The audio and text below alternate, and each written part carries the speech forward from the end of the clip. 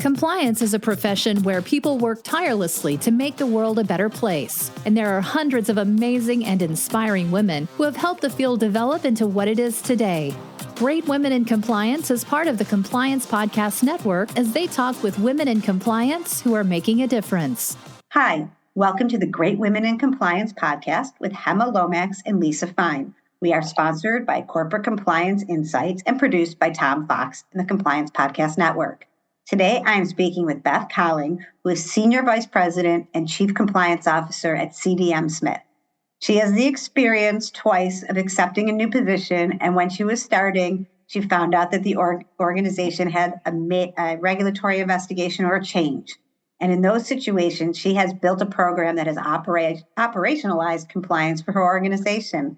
That is just one of the reasons she was recognized as one of Boston's 50 women we admire in Boston last year. I've been a fan of yours for years, and thank you so much for being here with us.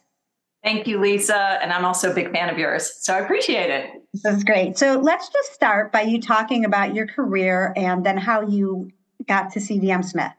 Lisa, ever since I was 6 years old, I've wanted to be a chief compliance officer. So I structured my path accordingly, and here I am. And didn't we all? Said no one ever. I'm just kidding. When I was 6, I wanted to be Wonder Woman. And to be clear, I'm right. But it wasn't for the outfit for me, not the outfit, because that was just a little too creepy for a 6-year-old, except I had underoos. So that was okay. We'll discuss that later, but it was really about the plane. And it was. Yeah. And it was all about having the power. She was the first standalone female hero I ever saw, because you had Batman and Batgirl and Superman and Supergirl. And so I asked my mom, I'm like, where are the girls? And she's, let me introduce you to Wonder Woman. But that's a whole other topic for another time. But the thing seriously that I really resonated with Wonder Woman was she stood for this singular purpose of justice. So when I did start my career and started going to college, being an attorney was the last thing from my mind. I was going to go be an investigative journalist. And so I have a journalism degree, and I spent 4 years trying to do that between the years 1986 and 1990, to which my best year I made probably $20,000, which isn't a lot of money back then even. So my dad was like, you need a real job. So I went to law school. And when I went to law school, I thought, okay, now I'm going to be a social justice warrior. And I had an internship at The Hague in the Netherlands I was going to go to. I was like, this will be great. And then I got married, had a family, and ended up doing a more traditional route. So clerk for a federal judge. I did graduate law school. Clerk for a federal judge, went into private practice, eventually went in-house counsel. One thing led to another. And like many of us, I was voluntold to go set up an ethics and compliance department. And one thing led to another. And here I am, 16, 17 years later in my 30-year career as a chief compliance officer, joined CDM Smith in 2016. And there you have it. I think that's how a lot of us did it. And I love the word voluntold because I think it's so applicable in so many situations. One of the things that we talked about when I saw you at Compliance Week was talking about this idea that you never waste a good crisis or a disaster. But then at a certain point, if you do a really good job in dealing with it, people forget. And suddenly they think it's this balance between we need all the resources and you've done a great job. Why are we putting so much money towards this, that 3-phase? One of the things I wanted to talk to you about that, having, I'm sure like all of us, shown up when there's a change or a problem. Right. Yes, as you've noted, a couple times I've gone to companies only to, once I get there, find out, by the way, there's this issue. So the good news is when you get that, you do get a lot of resources. And it happens to every company. And I'll be the first to say the companies that I've worked for are really great, good companies, just like you have really good people, but things can go wrong. So they're always appalled and shocked, and I can't believe this happened. But there's only 2 types of companies in the world: those that have compliance problems and those that don't know they have compliance problems. Right? So you get in, the good news, as you said, it's a disaster. You get all kinds of resources. Nobody questions anything. And that's good if you have the right compliance person in place. And so you can set up this wonderful, brilliant structure. And fortunately, I've been able to do that in my career, set up these strong structures. But the other thing I've noticed is then you start to see anti-compliance creep. What I say is don't underestimate the value of compliance when the disaster is forgotten. Because that's exactly as you said, is why do we have all these people and they're all overhead, right? Nobody wants to be the overhead person. You want to be able to be direct charge. So I often encourage people, and what I've learned is make sure that as you're implementing your compliance program, it's going to stick. You have to operationalize it. And that means you need to get each of the business units to buy into it. That's really important, don't you think? Yeah, absolutely. What about, you talk about buying into it. What do you do? How do you keep them buying into it after those people may change and their memories fade? Just keeping that operationalized when things change in an organization. How do you handle that? Part of it is you have to maintain the relationships. So the irony is I've never considered myself good at networking, but in fact, within my own businesses, I network all the time with my colleagues, the stakeholders. So that means I meet on a monthly basis with each one of the unit presidents, with our chief HR officer. I meet with our general counsel. So he and I have two different roles. I'm the chief compliance officer, general counsel. We both report up to the CEO. And I have to keep talking to them each month. What's happening? What do you guys see? What's going on? And here's the interesting thing. I don't talk compliance with them. I ask, what are you working on? What are the risks you're facing? Or what's gone right this week? So that's part of it, is you want to set up the program so that you're constantly moving. It's iterative, right? Nobody's program is stagnant. But another thing that I do to make sure is once you've put in a program in place, let's all face it, we know there's changing rules, regulations, different ways to do things. But every 2 to 3 years, I stop and then I look and think, okay, where are we? I think I need to fire myself. And that's something I heard from Ursula Burns when she was CEO at Xerox. She was the first female Black woman, to head up a Fortune 500 company. And she said one of the things that she did is not become complacent in where she was, but to constantly keep looking at what she's doing, fire herself on a Friday, come back on a Monday and say, okay, number one, is this the same program we set up? Hopefully it's better, but what if it's not? What if you've taken some steps back?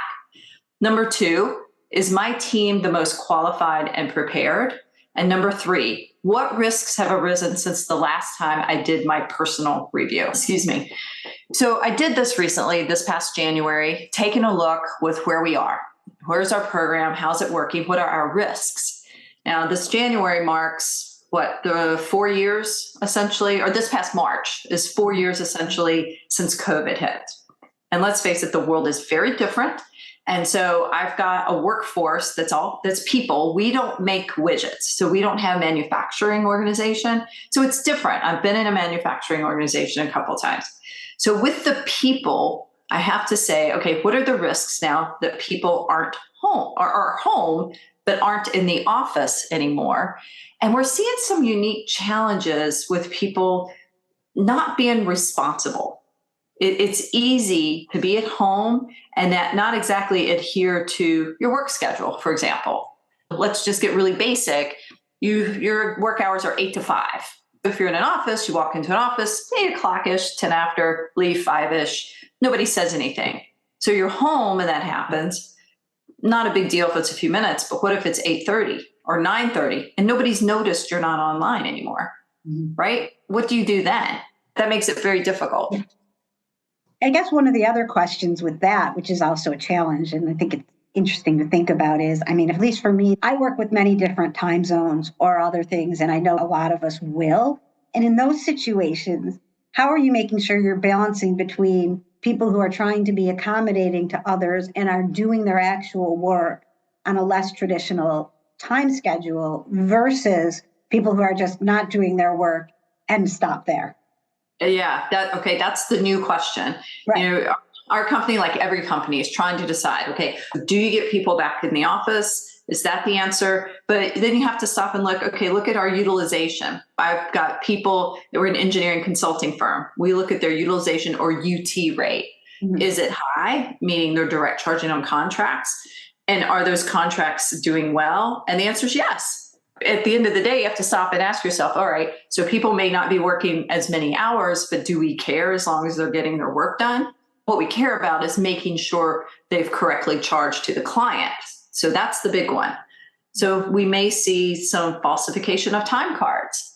Somebody says, oh, I only worked an hour on this, but I need to get 8 hours in today. I'll just add another hour to it.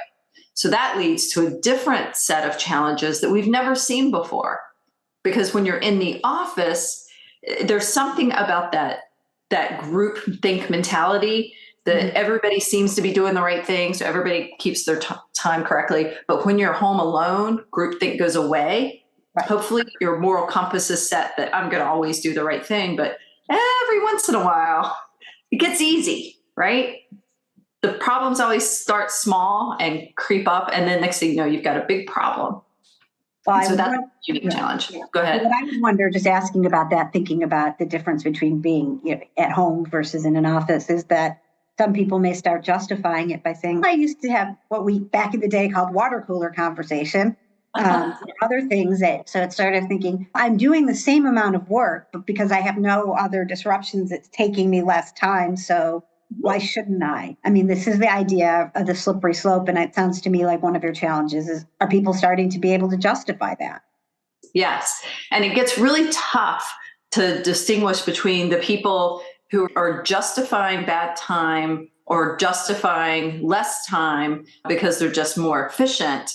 The question is, how are you dealing with the situations where it's somebody who's justifying a behavior by saying, I'm at home, so I don't have the water cooler, I don't have whatever distractions. So I'm doing the same work that I did before, but it's taking me less time, versus the accuracy of that. And do you see that as one of the newer challenges and what's happening? If somebody's taking less time to do the same job, that just means they weren't efficient in the workplace is part of how I see that. If you're inflating your time, that's another issue. So I don't know that I've seen it quite that way that you phrased it. What we do see is that in addition to having a little more free time, perhaps people are doing their job, but then they're going off and creating a side business. That's another really bizarre effect of COVID that we've seen that is against our policies, number one. So let's say you're a design engineer and you design landscape architecture, okay? And you do it for businesses like our company. And we have a landscape architect who comes in and we're building a naval facility and they want landscape architecting outside. So they do that and we directly charge the client and we make money. But then that person says, I'm sitting at home and I'm looking out my back window and I can see my neighbor's yard and the neighbor's yard over there. Looks like they're trying to do something with their yard. Let me walk over and offer my services. So they go over and say, hey, I'm a landscape architect. Can I help you with this? And they say, oh, yeah, that'd be great. Next thing, word gets around the neighborhood. Hey, let's go talk to Lisa. She's awesome at this landscape architect stuff. And yes, her company pays her, but on the side, she's offering us a cut rate and she'll do this for us. So now you've created a side business on our dime, essentially. Right. That became an issue for us that we had to go back and specifically engage in this whole new conversation and training about conflicts of interest. It's not so much, back to your original question, it's not so much that people are doing more work in less time. It's that they're spending less time on the water cooler and other things because it is more efficient. But as opposed to just continuing to work for us, they're creating side ventures. And that started to be really weird for us and difficult to figure it out. And we had a rash of that for a while. Yeah, I guess it would also be like a decreased accountability or productivity part. Whereas in some situations, if they were doing something completely different in their spare time and disclosed it, and it was truly their spare time, that might be a very different analysis. Yes, it would be. And it's interesting you point that out because once we embarked on this campaign and we tried to explain to people, look, it's a conflict of interest. for you to have a side business doing essentially the same thing you do for us. But then we had people who started disclosing, oh, on the weekends, I sell beer at the Boston Bruins hockey games. Can I still do that? And they were like, oh, yeah, you can do that. That's fine. Don't compete with us at all. And then we started getting people who created a whole new work from home business. So, for example, we found 2 employees who were creating their own bullet making business in the garage of one of the guys on the weekend. And they were selling bullets to hunters. Okay, it has nothing to do with what we do, but it's a side business that they were selling these bullets to some of our customers and clients. And then we had to go, wait. And they said, we don't sell it to them during office hours. We're like, no, but you talk to them during office hours. So what we're finding these people to be your purchasers. Yes. So that also brings in another piece that as a compliance officer, you don't ever think of how deeply conflict of interest issues will arise. Mm-hmm. But that's what's starting to happen. So now we're starting to thread this line, thread the needle, walk this line, whatever it is, on what's expected from the employee, their behavior, what's expected from them as far as being responsible and accountable, and what's okay to let go. Yeah. And that's been a little difficult. So what we're starting to see is a little less accountability from some people. And we're seeing some people just not exercising common sense anymore, such as, hey, I've got my own business selling bullets. And, while I'm at the wastewater treatment plant meeting with my client, when I ask them, hey, do you hunt? Here's a brochure on the bullets I can make you, right? All common sense goes way out the window, in my opinion. Some people will say, I'm just being an entrepreneur. I'm just being a hustler.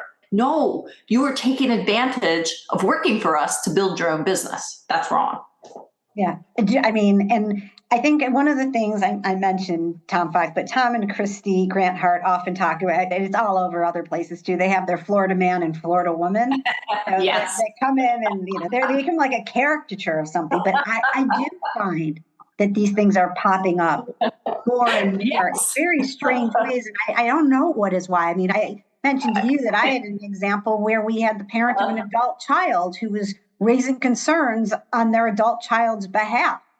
And to be fair, how old is this adult child, Lisa? 22. Exactly. At least not in a professional job. So when I say adult child, it's not a high school student having problems with exams. We're talking about actual grown-ups who have been hired in companies like many of you work at.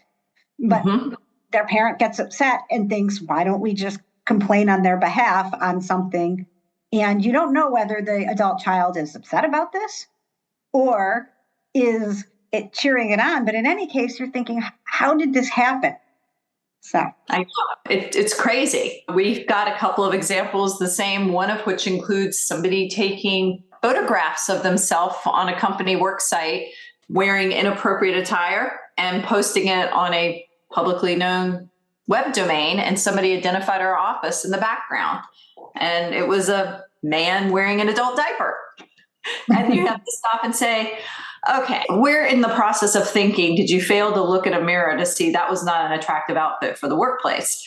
But more than that, when you talk to the person and you say to them, look, is this you? This is your picture. I would expect them to say, oh my gosh, I'm so sorry, I'm embarrassed. No, instead he yelled, what do you have to tell me what I can and can't do in my own time? And we said, with your own company property. And his response is, but nobody else was around. So again, the common sense thing seems to go out the window. But I think this happens for 2 reasons. You and I have talked about, why is this happening? What is going on? I think there's 2 things at play. One is people lose sight of what really matters. And second, they prefer to rationalize their bad behavior as opposed to taking responsibility for their actions. So why do people lose sight of what really matters? I've got 3 points that I think are relevant here. One, they think they know it all and it doesn't apply to them. And I'm sure you've never had anybody that thinks they're above the law, have you? No, not only that, I've also had never had anybody who's convinced that they know more about the way things work because of their last company. Yes, absolutely. So they think they already know it. And if it's an interesting exercise that I will do with people, and I once saw another compliance professional do this, and so I'm completely stealing from them, but you get people in a room, you ask people in the audience to look at each other. And I think I've done this before at an SCCE conference, and you'll say, ask yourself this question, look at the person next to you and say, am I more ethical than that person? So if you're at an ethics conference, we would all like to think, yes, we are. But clearly, if every person in an audience thought that, we would never have anybody with issues that border on misconduct, right? But that's clearly not true. Okay, so what else makes people lose sight? Conflicting legal requirements can cause that. We do have rapid changes in data privacy laws, drug laws, marijuana laws. Some states you can smoke pot and walk in your office, and as long as you're, quote, not high, you're fine. Other states, you can't even walk around the street with it. Yep. And then the third thing is culture trumps compliance. That means that people don't bother reading the rules. We always talked about on-the-job training. On-the-job training often does not include showing somebody the policy on how to do an expense report or how you should use your corporate card. And because of those three things, people will lose sight of what really matters. Yeah, I think it's a huge thing that happens. I also think some of that turns into a common sense argument versus other things. When it comes to falsifying time, if you're not working, even if you justified it, I think deep down, you probably know that this might cause a problem down the line. I do think people sometimes get challenged when these legal requirements, especially when you're dealing global, one may seem like it conflicts with another and something else. And then if a company, I think our responsibility is sometimes to help make it a little bit, it's going to be onerous, it might be complicated, but let's make it as simple as possible and give people the why. But, that eventually I think they all combine in with each other too. But then there are certain things like stealing is always wrong. That's where I find myself surprised. Certain things like using your corporate credit card for things that have nothing to do with your job. Yes. How is that okay? Things like that. I always wonder how people really can justify that, as opposed to taking responsibility too, which I know is another thing that you think about a lot. Rationalizing the bad behaviors versus saying, oh, I've been surprised, I got caught, that was wrong. Instead, they're like, what do you mean? Why is there a problem? I did X. Absolutely. And so that's the second reason, right? Is that they want to rationalize the behavior as opposed to take responsibility for their actions. And as attorneys, we know, okay, the quintessential example now is the McDonald's hot coffee cup. If you look on the McDonald's hot coffee cup and now on Starbucks, which I had one here a minute ago, it always says, caution, the beverage you're about to enjoy is hot. And it just befuddles me that I have to tell somebody your hot coffee's hot. It's just wacky. So I started looking around at the rest of the world saying, okay, where else do we see this? Do you remember Cheese Whiz as a kid? I think it's still around in a jar, but like when I was growing up, Cheese Whiz on a Ritz cracker was a fancy hors d'oeuvre at my mom's Christmas party. It was awesome. Sometimes it'd be a little olive on top, which I thought was nasty, but it's the Cheese Whiz, man. And it was in one of those containers that has that little sprout top that you use your finger to press against and it would squeeze it out. Do you know that now with that little canister, when you can still find it, it has a red top. On the outside, it says, please remove red top before using. Yeah. So you have to stop and think, okay, who sued whom to make sure people knew take off that red top? Okay, here's a better one for you. You have children. People have children? No, I have children. Yeah, I know kids. Yeah, you know kids. And have you ever been around somebody with a stroller? Oh my God, the number of directions on a stroller? The stroller, the number one direction on a stroller says, please remove child before folding. I mean, really? You have to tell somebody that? You can't fold it up with the kid inside? That one always scares me. The first time I ever got the stroller for my first child, I looked at it and said, oh my gosh, that is awful. What do they really mean? But it's true. It's because there was a suit somewhere. Yeah, I think there's similar directions on child seats for cars too. Yes. It's amazing. And you're thinking, the child can't read. I mean, they're not going to take, anyway, it is fascinating. But then when you see how that permeates in our day to day, do you think that's increasing our blame culture? If we're blaming the strollers or the cheese whiz for behaviors in that way, how does that come back to us at the office? It comes back in frustration. It makes us shake our head, and it makes us stop and say, oh my gosh, what is happening to the world? But seriously, it makes you stop and say, okay, we have to reset. So how do you reset? Okay. You stop and say, what is the foundation of what we're trying to do? What is our playbook? The foundation is we're trying to make sure people understand the right thing to do, because as compliance people, we're here to prevent, detect, respond to risk. Right. And one aspect of risk is misconduct. Yeah. So you seriously have to get back to training people and talking to people about what right looks like and what wrong looks like. And it's not enough. You can't simply tell people, don't engage in bribery. You have to define what that means. And then you hope that eventually people will pick up on it and they'll move forward and understand, okay, this is the conversation and the definition. And you hope people's compass may not point true north, their moral compass, but you can demonstrate what the company's moral compass is and our expectations for you. And the best way to do that is to apply some sort of discipline or consequence. At the end of the day, if the other things aren't working, you have to stop and say, is there even a consequence?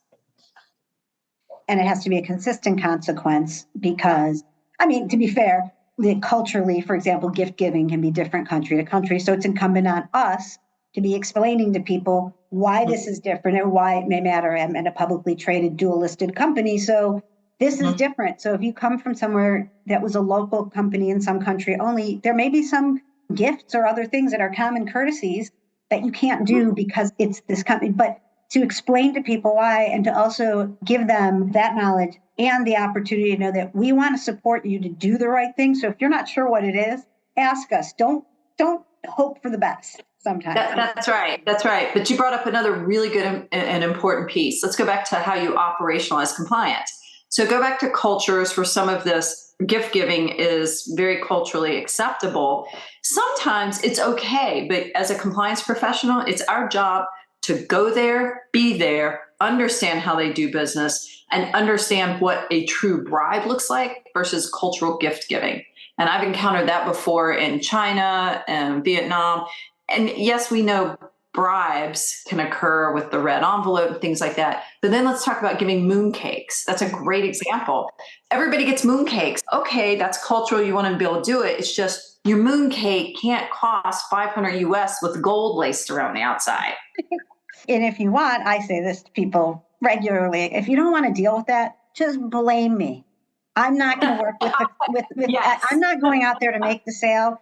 Everyone's assuming the worst from that they're going to get. I was like, but you'll save your relationship by blaming me. That's the great secret. We are the master scapegoat. That's it. That's what compliance people are. We're the scapegoats. Just throw it at us. I do the same. When you're not being a scapegoat, you are being a serious runner. How's that for a segue? And wow, what a segue. You have done 5 of the 6 world marathon majors, which after we talked, I looked that up. And you also coach preteens and teenagers to enjoy and participate in running.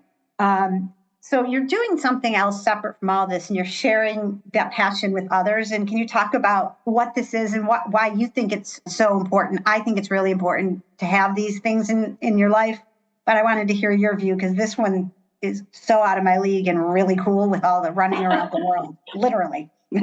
Oh, thank you. First of all, I had very active parents. I had very young parents who were very active when I was growing up. And so my brother and I were always moving. So I've always played sports and just tried to stay healthy. And as I watched my parents, they both passed away now, but as I watched them get older and I saw them stop moving, just become sedentary and develop diseases of life, high blood pressure, high cholesterol, some things that are preventable. And so I decided I just wanted to start running. I wanted to do something for myself that was conducive to having children and a job and was cheap. I don't want to have to spend a lot of money. But truthfully, in 2012, my mom passed away from pancreatic cancer. And so that That summer was really tough on me. She was my best friend, and I truly didn't know how to cope. And I had a husband, these 3 children at home, and a friend invited me to run a half marathon with her. So I did. And I thought, this is okay. And then that fall, I ran my first marathon. And it was hard, it was tough, but the training was focusing my mind on something so different that I was able to handle my emotions much better. And so since then, I've run 8 of the 8 marathons, including Boston. I've qualified for Boston a few times, unable to run it each time. But what's most important to me right now, Lisa, is that this fall, I'm going to be able to run the New York Marathon with Project Purple. And that supports pancreatic cancer research, which is what my mom passed away from. And in all my years of running, I've really never run for a charity. I've done charity work and volunteered and that sort of thing. But this just shows you that you're all connected. There's a human element and compassion to being connected by this goal that is ultimately beneficial for everybody. And I just feel so happy and proud that I'm healthy to run. I thank God every day I have the ability to get up and move. And I don't always love running. People always say, do you run every day? I'm like, oh, heck no. I don't run every day. And I tell people, if you don't like to run, don't do it. Yeah. just don't do it. But I like to run. And I think it's just important also for women. It's important for men too. But as women, there's so little known about women's health, especially after you get over 50, that it's important for us to take care of ourselves and just keep moving. I mean, that's my motto, just keep moving. So that's what's really important. And I appreciate you asking me about it.